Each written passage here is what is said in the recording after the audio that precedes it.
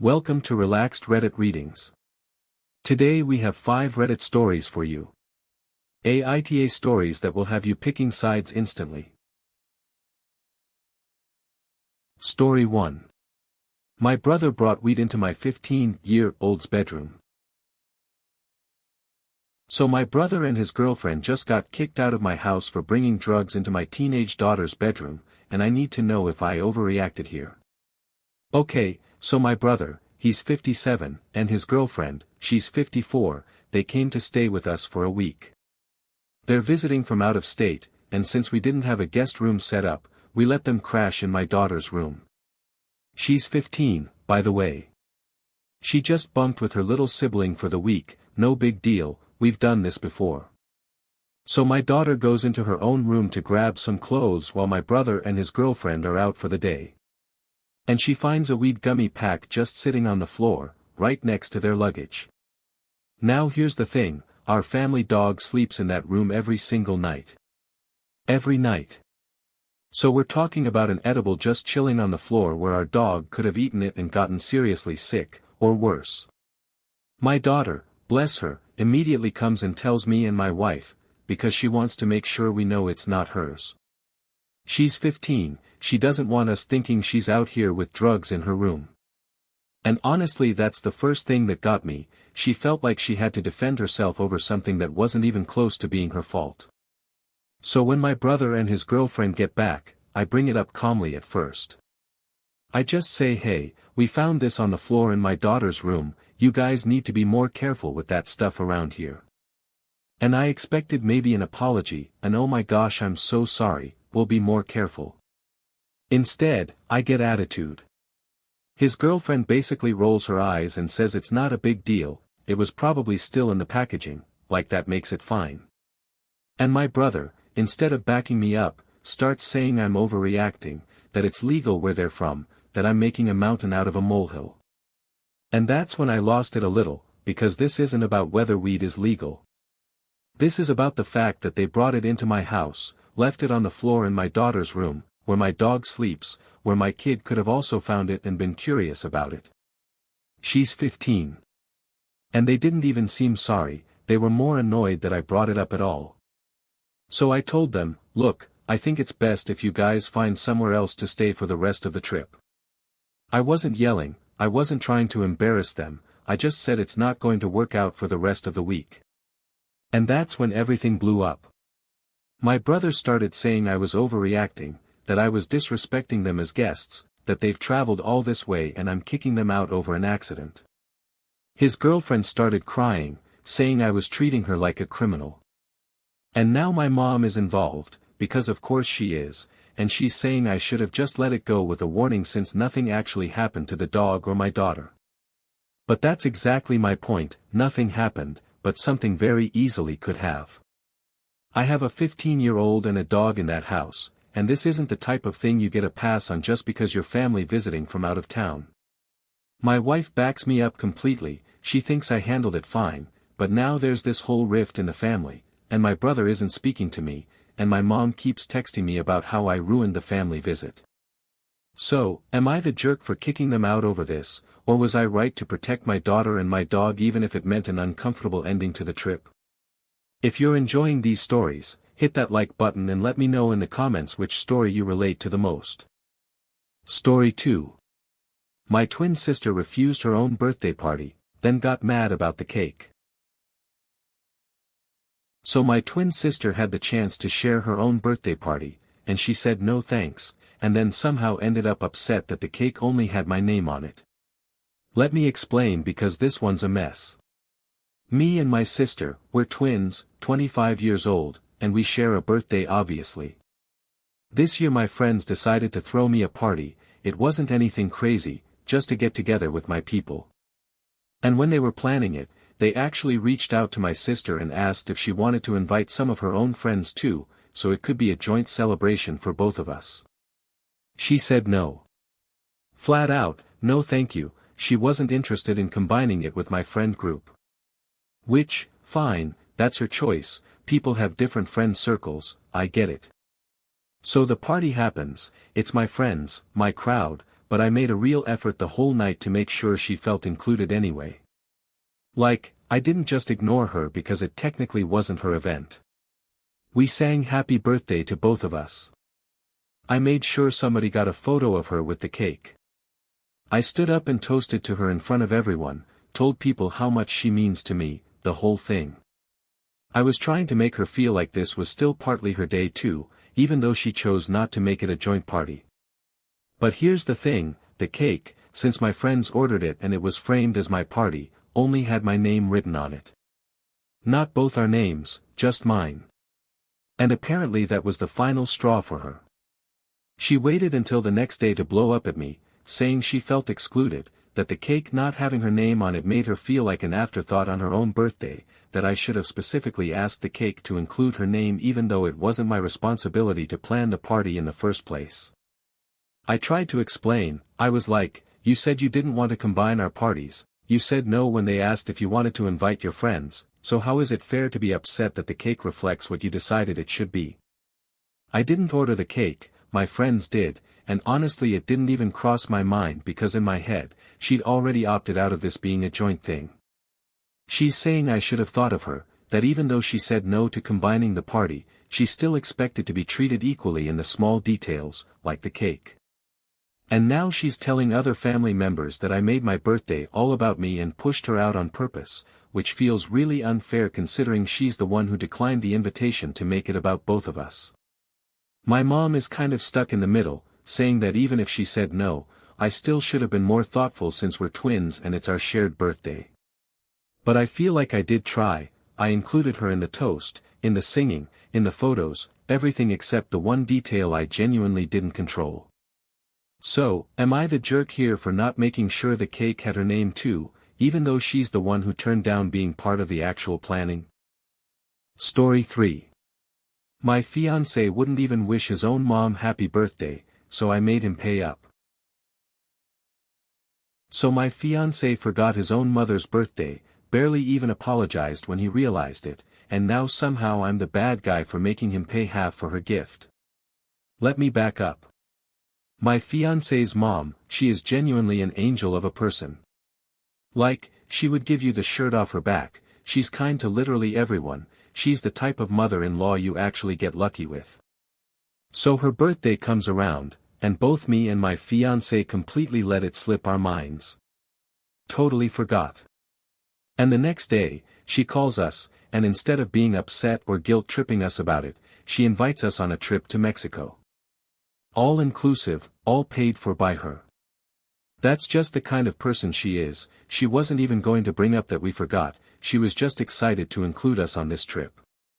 And that's when it hit me, oh my gosh, we forgot her birthday. So I hang up and immediately call her back, apologizing like crazy, wishing her a happy belated birthday, telling her how sorry I was that it slipped my mind with everything going on. And the whole time I'm on this call, my fiancé is sitting right next to me. It's on speaker. He hears every word. And he says nothing. Doesn't grab the phone, doesn't say happy birthday himself, doesn't even chime in with a quick sorry mom. Nothing. His own mother. So after I get off the phone, I'm kind of stunned, and I ask him, hey, why didn't you say anything to her, that was your chance to wish her happy birthday too. And he just kind of shrugs it off, says something like, she knows I love her, I'll tell her later, it's not a big deal. But it kind of is a big deal to me, because this woman has never asked us for anything, and the one time we messed up, she responded with kindness instead of guilt, and he couldn't even be bothered to say 2 words to her.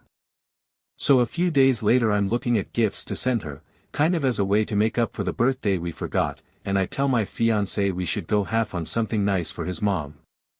And he actually pushes back on this. He says he already has her covered because of the Mexico trip she's paying for, like that somehow cancels out the fact that we forgot her birthday and he didn't even verbally acknowledge it when given the chance. I told him that's not the point, the trip is her gift to us, it has nothing to do with us getting her something for her birthday, and he needs to contribute to a gift like an adult son would. He's annoyed, saying I'm making a bigger deal out of this than it needs to be, that I'm putting words in his mouth about caring less about his mom than I do. But I don't think it's unreasonable to expect him to help pay for a gift for his own mother, especially after he sat there in silence while she was on the phone. Now he's acting like I'm nagging him over money, and I'm sitting here wondering if I'm actually out of line for pushing this, or if he's just trying to avoid admitting he dropped the ball. So, am I the jerk for making my fiancé go half on a gift for his own mom after he couldn't even bring himself to say happy birthday to her? Story 4. I told my friend he's banned from my bathroom because he destroys it every time. So I banned my friend from using my bathroom in my own house, and now apparently I'm the villain of the friend group because of it. Let me explain, because this has been building for a long time. I have this friend, and I feel bad even saying this, but he kind of smells pretty bad most of the time, and every single time he comes over and uses my bathroom, he leaves it in an absolutely disgusting state. I'm talking about a level of mess that takes me a genuinely long time to clean up afterward. It's not just like he forgets to flush or leaves the seat up, it's next level. And I thought maybe it was just something weird happening at my place, but it turns out, no, this is a pattern. I actually talked to some of our mutual friends about it, low-key, just to see if I was crazy, and they confirmed it, he does the exact same thing at their houses too. So this isn't just bad luck, this is just how he operates every single time he uses a bathroom that isn't his own. For a long time I just sucked it up. Every time he'd come over, I'd brace myself, and after he left I'd go in there with gloves and cleaning spray and just deal with it, because he's my friend, and I didn't want to make things weird or embarrass him over something like this. But it started happening more and more, he was coming over more often, and every time meant another cleanup session that could take me almost an hour depending on how bad it was. And I finally hit a breaking point. Last time he came over, before he even had a chance to head toward the bathroom, I just stopped him and said, "Hey man, I love having you over, but you can't use my bathroom anymore, you're gonna have to handle that before you come or figure something out while you're here, because I can't keep dealing with the aftermath every single time." And the room went silent. He looked at me like I had just slapped him. He got visibly embarrassed, mumbled something about how that was humiliating, and then he left pretty soon after that. And now, according to our group chat, he's telling people that I was incredibly rude to him, that I basically called him disgusting in front of people, that I embarrassed him for no reason.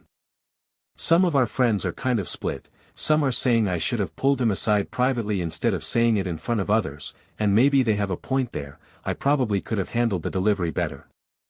But honestly, at the time it just came out because I panicked seeing him walk toward the bathroom again, knowing what was coming. Other friends are saying it needed to be said eventually since apparently everyone deals with this and nobody has ever told him directly, they've just been quietly suffering through it like I was. So now I'm getting messages asking if I regret saying it, and honestly, I don't regret the message, just maybe how public it was. He hasn't spoken to me since, and some mutual friends think I overreacted by banning him outright instead of just asking him to be more careful. But at what point is it fair to protect your own home from becoming a cleanup zone every time someone visits? So, am I the jerk for telling my friend he's not allowed to use my toilet anymore, or should I have just kept enduring it to spare his feelings? Story 5. I skipped my cousin's birthday dinner after he moved it an hour away last minute. So my cousin invited everyone to a restaurant for his birthday, it was 15 minutes from my house, easy, I said yes right away.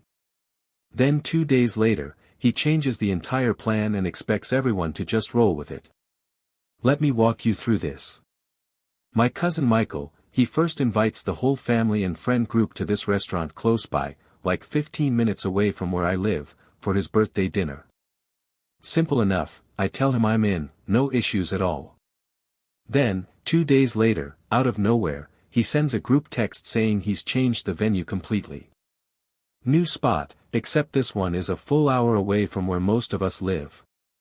And on top of that, he wants everyone to chip in money for a bigger cake and a private room, since apparently this new fancier plan needs extra funding from the guest list. Now, here's my situation, I work early mornings. Like, really early. And I already had plans lined up for the day after this dinner was supposed to happen, plans I'd made before any of this venue drama even started. So when I saw the message about the new location being an hour away, I messaged him back, and I was polite about it. I said something like, "Hey, I'm sorry, but with the new spot being that far and me having an early shift, I don't think I can make the extra drive. Hope you have an amazing birthday though." That's it, that's literally all I said. No attitude, no drama, just an honest explanation of why the new plan didn't work for my schedule. And instead of like an "okay, no worries," or even just silence, I get this whole paragraph back from him, going off about how I'm not being supportive, how everyone else is making it work so why can't I, how it's his birthday and I'm the only one being difficult about the change. Except that's not even true, because when I checked with a couple of other family members afterward, some of them were also quietly annoyed about the sudden change. They just didn't say anything because they didn't want to deal with the guilt trip I ended up getting. So now word has gotten around that I'm the one who bailed on Michael's birthday, like I just randomly decided not to show up out of nowhere, when in reality the entire plan changed on short notice into something that didn't fit my schedule anymore. My aunt even texted me saying I should have just pushed through it since it's his birthday and it only happens once a year. But I don't think it's unreasonable to say no to an extra hour of driving, on top of chipping in more money, for a plan that wasn't even the one I originally agreed to. If the first plan had stayed the same, I would have been there without any issue. So, am I the jerk for skipping my cousin's dinner after he moved the entire venue last minute and expected everyone to just adjust without complaint? If you enjoyed these stories, drop a comment telling me which one was your favorite. And if you want more relaxed Reddit readings, make sure to like, subscribe, and hit the bell so you never miss a video. Thanks for watching. If you enjoyed these stories, like, comment and subscribe for more relaxed Reddit readings.